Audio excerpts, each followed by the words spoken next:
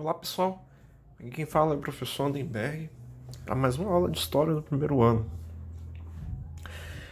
Já vamos iniciar os conteúdos, né, da segunda unidade, o primeiro conteúdo da segunda unidade.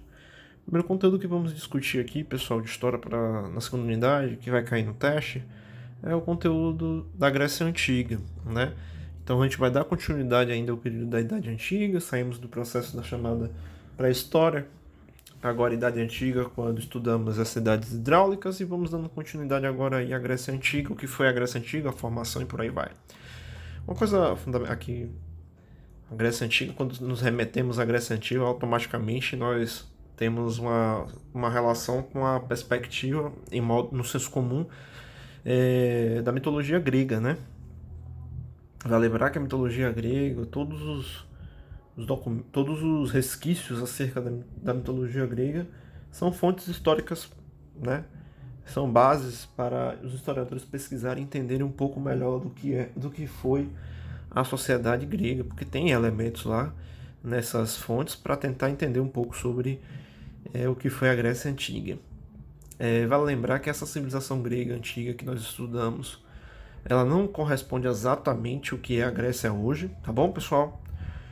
Os gregos antigos, eles nunca formaram um estado unificado, imenso, nunca foi isso. Lá no final, lá no período helenístico, nós vamos entender um processo de uma atitude imperialista de um determinado povo. A gente vai entender um pouco isso aí já no final do vídeo. Mas é o seguinte, qual é essa área dessa Grécia Antiga? Ia de que lado até que lado? Né? Era do leste do Mar Negro, no litoral da Ásia Menor, nas ilhas do Mar Egeu, na Grécia continental, e no sul da Península Itálica, em grande parte da Sicília e das duas costas do Mar Mediterrâneo, de Cirene, na Líbia, até alguns pontos costeiros da atual Espanha. Todo esse território que eu acabo de descrever, ele era constituído por... Quais os povos, né, que era constituído nessa região? Era a maioria os grupos étnicos chamados aqueus, jônios, elóios e dórios, tá bom? Eles eram oriundos da Península Báltica, né, entre 2000 a 1200 a.C. Os gregos antigos criaram sociedades muito diferentes, né, mas se sentiam parte de um mesmo conjunto cultural. Elade, né, a caracterização desse conjunto cultural, que depois pode ser podemos dizer que era o início do que é entendido da civilização grega, a antiga civilização grega, né? Por essa razão, nunca se identificaram usando o termo grego nessa época, vale lembrar. O derivado do nome que os romanos lhe deram deriva-se de helenos. Vale lembrar que esse termo de dizer gregos, a Grécia antiga, os gregos antigos, isso é um termo que foi designado pelos romanos, tá bom? E a história da formação da Grécia Antiga, assim como dos outros povos da Antiguidade, mistura acontecimentos reais com relatos fantásticos. Mitologia e acontecimentos reais. E essas foram as fontes da qual os historiadores se debruçam para tentar entender o que foi a antiga civilização grega. Aí vai falar sobre os mitos aqui, eu não vou me adentrar, né? Mas a ideia do mito, por exemplo, o mito do Minotauro, segundo o relato, em um passado muito remoto, a ilha de Creta foi governada por um poderoso rei Minos, que dominava o mar Egeu. Seguindo os conselhos do oráculo de Delfos, Minos mandou construir sob seu magnífico palácio em Sonos um labirinto para conter um monstro com a cabeça de touro e o corpo de homem, um minotauro. Um pouco dos mitos que ocorriam, né? O rei de Minos existiu, vale lembrar, né? Mas a história da mitologia do minotauro não, né? Mitológico. Mas vamos lá, e o que é de destaque dessa civilização grega, logo que a gente deve entender aqui, que a gente deve... não podemos deixar de lado, né? O que não podemos deixar de lado é no terceiro milênio, logo no início da Idade de Bronze,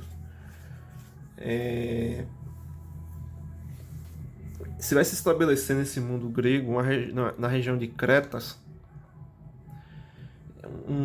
É uma organização mais complexa, onde tinham atividades econômicas em diversificada, né? Vinho, azeite, cerâmica, tecido, joalherias.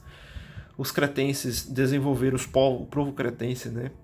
Os relatos que os historiadores têm sobre a civilização grega antiga é muito desse povo, né? Povo de Creta.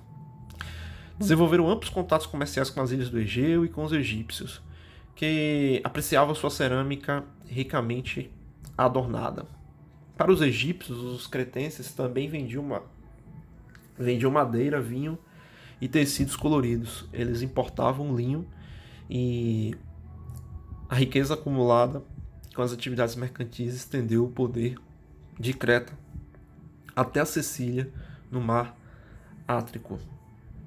Os cretenses, pessoal, eles eram alfabetizados. Sua escrita parece ter sofrido grande influência, né, do Egito, do Oriente Próximo. Era conhecido como linear A, o alfabeto cretense.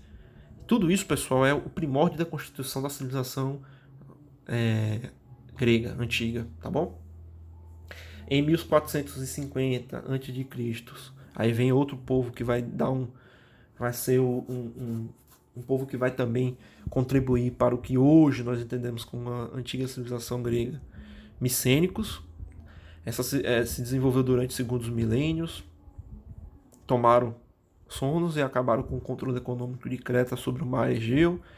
Eles sucederam o povo de Cretas, né? Aqui é um pouco da área do que era o mundo grego na antiguidade, viu, galera? Aqui as principais cidades-estados. É o período messênico, né? O período quando se constituem os messênicos. E os tempos homéricos. No final do século XIII a.C., o mundo messênico chegou ao fim. Você vê, pessoal, que nós estamos se referindo de um longo período, né? A constituição e a formação da civilização grega é de um longo período. Nós não estamos falando de coisas de pouco tempo, né? Olha a ordem cronológica aqui, de 3000 a.C., né? Até 600, 300 e 534 a.C., né? Com o apogeu de Atenas. A gente vai com calma entendendo isso. De Creta a Micenas, né? Povo primeiro Creta, depois Micenas. No período chamado período messênico. Os messênicos falavam de forma chamada hoje grego arcaico, né? Sua civilização tinha um forte sentimento militar. É aí que dá a origem do entendimento das organizações militares gregas, a partir dos micênicos. E o período tempos homéricos, né? No final do século XIII a.C., o mundo messênico chegou ao fim. Aí chegam os dórios, né? Grupo etnério da Macedônia e do Epiro, isto é, do norte e nordeste da Grécia continental, dessa região, da Grécia continental. O mundo grego após a invasão de Dória e a época do próprio Homero. Mas ainda não há fontes precisas para o conhecimento da economia e das sociedades gregas entre os séculos XII e século VIII a.C., ou seja, o chamado período homérico. Por que chamado de período homérico? Porque o período homérico ele designa, é atribuído a Homero e suas narrativas poéticas, né, que são bem conhecidas para o mundo ocidental, que são as narrativas poéticas, né, literárias da Ilíada, da Odissese, que narrava, né, narrava os acontecimentos históricos de sua época, lógico, de forma poética, de forma literária, descrevendo até mesmo a chamada Guerra de Troia, os heróis, as conquistas, os povos e por aí vai, a religiosidade e por aí vai. Esses poemas homéricos misturam 3 períodos históricos distintos, né? A Idade de Bronze, dos palácios messênicos, o mundo grego após a invasão dória e a época do próprio Homero. As primeiras características do mundo grego, pessoal, destacadas por Homero, é o oikos. E o que é oikos, né? Palavra que pode ser traduzida como casa ou família, da qual deriva em português a palavra economia.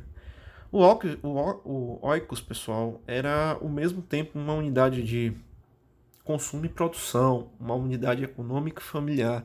É a compreensão e a noção descrita a partir dos textos e analisado por os historiadores nos dias atuais, de como era constituída e como era formado essa civilização, essas sociedades na civilização antiga grega, né?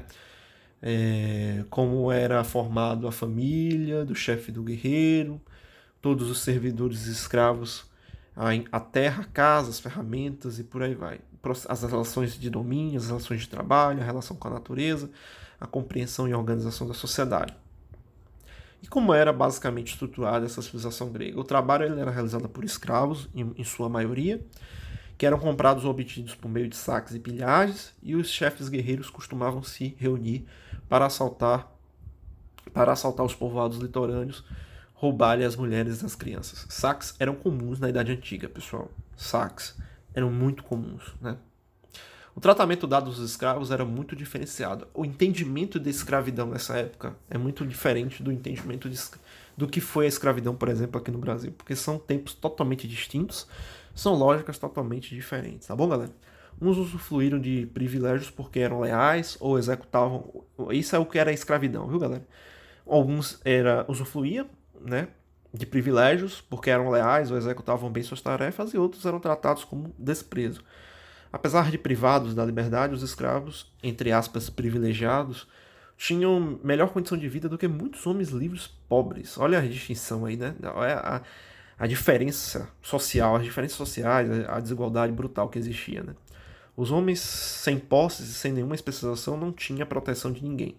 No período homérico, a posição ocupada na hierarquia social não dependia da liberdade jurídica do indivíduo, mas da sua maior ou menor integração na oikos. Obviamente, o que é oikos? Sobre o domínio, o chefe, o poder político estava sobre, né, os chefes dos oikos, o chefe da economia, né, o domínio sobre a economia e por aí vai. O chefe dos oikos acumulava poder econômico e também poder político. Eles formavam o que a gente entende como aristocracia, galera, tá bom?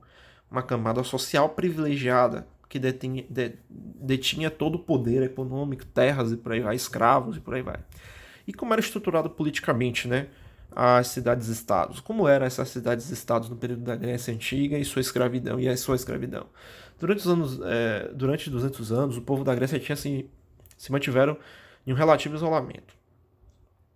Por volta de 900 a.C., esse quadro começou a mudar com o crescimento das relações comerciais no Mediterrâneo. A população aumentou, favorecendo o aparecimento de cidades. Por volta, já é o entendimento do que é a cidade na civilização antiga, né? Por volta de 700 a.C. surgiram as cidades-estados, ou também chamada polis, viu, galera? São características de maior destaque na sociedade da grega antiga. Vamos lá, até hoje temos muita influência da Grécia Antiga, muita influência, muitos elementos da Grécia Antiga. Por exemplo, o termo e a palavra política. Ela já se utilizava, se refletia, se discutia desde a da civilização antiga grega. Usadas há séculos no Ocidente para definir o que? Política, o que é o que? As ações sociais na esfera pública deriva exatamente do grego polis. O surgimento da polis marca o início do período chamado período arcaico. Alguns períodos que já destacamos aqui desde a formação da civilização antiga, né? O período da formação da Creta, que é logo inicial, os primeiros relatos. Depois o período micênico, períodos homéricos. E agora o período arcaico, quando vai ter a definição clara sobre as polis, a constituição das polis, em sua amplitude, em maior proporção, em uma maior complexidade, maior número de atividades econômicas, expansão e crescimento do que a gente entende essa civilização no sentido mais abrangente, mas não como império, tá bom?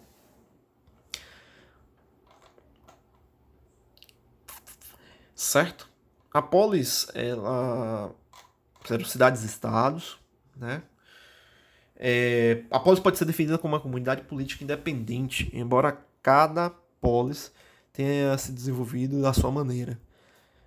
Havia duas características comuns a todas elas: Agora e Acrópole. Agora é a praça central, era o espaço onde se reuniam os cidadãos para discutir a política, decidir as ações para serem tomadas e por aí. E Acrópolis, ou a cidade alta, era o conjunto arquitetônico, né? Situado no alto de uma colina. Era o termo no sentido mais da infraestrutura da cidade, compreensão da infraestrutura da cidade. Apesar de partilhar do mesmo espaço público, vale lembrar que nem todos os habitantes de uma cidade-estado eram considerados cidadãos. Era apenas considerados cidadãos, eram apenas aqueles considerados os ativos, os que estavam à frente da administração de uma cidade, os homens livres, né, que participavam da vida política. A mão de obra escrava não garantia isso, e ela só tinha um papel somente de as atividades braçais, né, para o trabalho. Para o gerenciamento, a administração, poder e organização era para os homens livres, principalmente ricos, óbvio. Setores ricos, privilegiados, aqueles que estavam sob o domínio da oikos. Dando continuidade. A colonização grega e a expansão comercial. Esse é o salto do processo da expansão do que é a chamada Grécia Antiga. Uma das soluções buscadas para minorar esse quadro de penúria dos camponeses foi a colonização no século VIII e século VII a.C., que expandiu a cultura grega por toda a costa do Mar Mediterrâneo e do Mar Negro. Houve dois tipos de colônias, um de caráter agrário e outro de caráter comercial. No primeiro tipo, os colonos liderados por um fundador oficial e com recursos do Estado deixavam suas cidades de origem, sobretudo em direção ao sul da Península Itálica e a Sicília. Nessa região, conhecida desde então como Magna Grécia, os colonos fundaram novas cidades-estados, reproduziram os hábitos, a religião e o modo de vida da terra natal. Em alguns casos, para suprir a falta de mão de obra, subjugaram a população nativa, mas sem escravizá-la. Essa população vivia sob um regime de servidão. Esse termo e essa forma de organização, de dominação pessoal, de colonização, você vê, né, que às vezes a gente tem uma noção de que o processo de colonização é algo recente do período da Idade Moderna, ou da Idade Média para a Idade Moderna. Não. O processo de colonização de domínio é muito antigo. Isso ocorre desde o período da Idade Antiga, desde as civilizações antigas. E você vê que a expansão e a forma de como a cultura grega, as estruturas gregas, sociais, políticas e econômicas se expandiram na Europa, especificamente, obviamente, na Península Itálica, se dá a partir desse tipo de prática, uma prática de colonização, de caráter agrário ou de caráter comercial. E no primeiro momento, não necessariamente com a prática da escravidão, mas com a prática de servidão. Escravos existiam, mas a servidão no sentido, o regime de servidão no sentido de que os povos nativos que estavam submetidos a uma ordem desses gregos, né? Atenas, um exemplo da constituição do crescimento dessa prática da colonização, né? O Código Ateniense, que em vigor no século VI a.C., havia sido descrito por Drácon em torno de 620 a.C. Leis draconianas davam ao conselho de anciões da cidade o poder de julgar os crimes graves e punir os infratores com morte ou exílio. Consagravam o poder paterno sobre a família e demais habitantes da casa. Favoreciam a aristocracia agrária e ignoravam os pobres. Além disso, eram muito rigorosas, previam a pena de morte até para roubos. Até hoje, usam-se a palavra draconiana para qualificar uma lei extremamente cruel. Essa constituição de um processo, vamos dizer assim, mais de um perfil da ação do Estado, do domínio do Estado, do domínio da aristocracia, do crescimento da aristocracia, do crescimento do regime grego antigo, e suas práticas de dominância a partir de leis severas, pessoal, ela vai ter como base obviamente, o topo da pirâmide. Quem está no topo da pirâmide é uma aristocracia, né? Eu acho que o Salom, por exemplo, que vai ser um magistrado lá em 1594, oriundo dessa aristocracia, com amplos poderes de executar reformas sociais e políticas, ele chegou ao ponto, por exemplo, de proibir a escravidão por dívida e anulou as dívidas existentes, facilitando o retorno daqueles que facilitando o retorno daqueles que haviam sido vendidos como escravos. Uma coisa que é importante é a distinção de categorias entre cidadãos que ocorre nesse período, né, em Atenas. A partir de critérios cessetários, isto é, com base na renda anual e não mais no nascimento, então agora seria estabelecer o cidadão enquanto rico, né? Era caracterizado um cidadão quem era rico, né? Todos os homens nascidos em Atenas, proprietários ou não de terras, capazes de custear sua participação no exército, se tornavam cidadão. Quem financiava o exército, quem financiava as expansões, era caracterizado como cidadão. Isso era típico de uma política aristocrática, né? Aquele que estava no topo da pirâmide, aqueles que estavam sob o domínio na lógica política e econômica, na organização política e econômica. Apesar das reformas de Solon, as tensões sociais continuaram, pessoal, e favoreceu o surgimento da tirania, de governos, né, ilegais, autoritários, como por exemplo de Pisistrato. Durante seu reinado, as famílias de agricultores alcançaram uma posição relativamente segura, receberam as terras dos nobres exilados e empréstimos para o cultivo. Algumas mudanças ocorrem, porque, lógico, as políticas autocráticas ou políticas excludentes, elitistas, elas não ficam eternas, porque em determinado momento, os setores de baixo, as classes sociais de baixo, se rebelam, né? A história mostra isso. Vai ter um momento até mesmo de um regime democrático em Atenas, quando o sucessor de Pisístrato adentra, né? O tempo da chamada período da democracia grega, vale lembrar que o entendimento de democracia nessa época era totalmente diferente do que é a democracia hoje. Tem alguns elementos de base, lógico, do entendimento do que é a democracia hoje. Mas nessa época era muito diferente. Mas a gente vamos entender isso aí. Clitenses empreendeu, que é o sucessor, né, do período pós-tirania de Pisistrato, empreendeu grandes reformas, incluindo no corpo dos cidadãos certos números de metecos e de libertos, ex-escravos. E separou os cidadãos das 10 tribos e 160 divisões administrativas.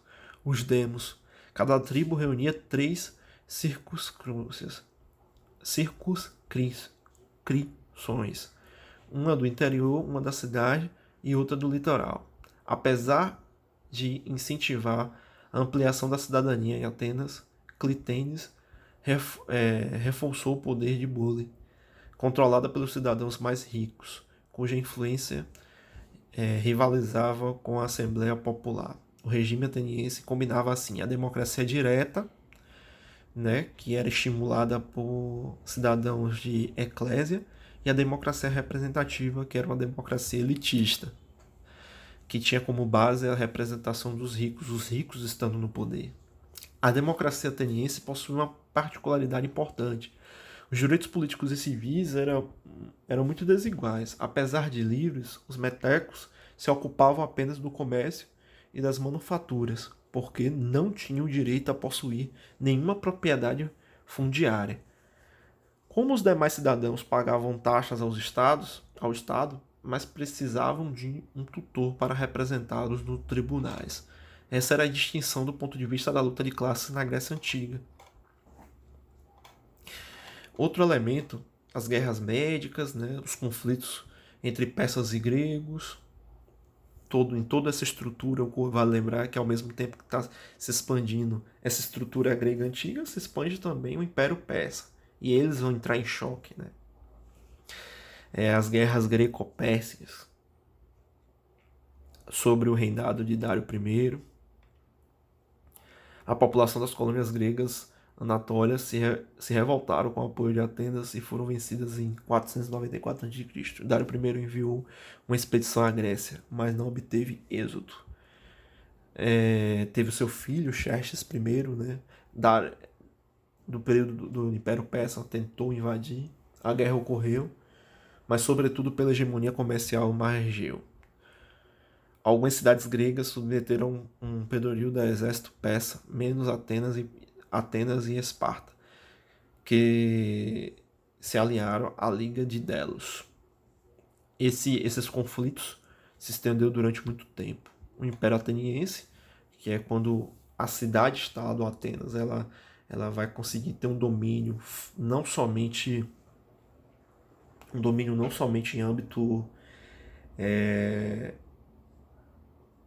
em âmbito limitado na sua estrutura da cidade, mas sim em outros povos, em outros territórios.